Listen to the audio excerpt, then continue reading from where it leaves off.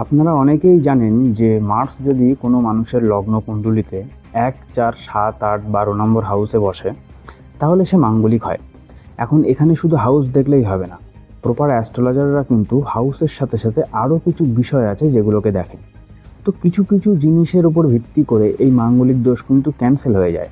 তো মার্স 1, 4, 7, 8, 12 এই হাউসগুলোর যে কোনো একটাতে অবস্থানের পরেও যদি কিনা জুপিটার কোনো মানুষের 6th হাউসে অবস্থান করে, সেক্ষেত্রে কিন্তু তার এই মাঙ্গলিক দোষ ক্যান্সেল হয়ে যায়।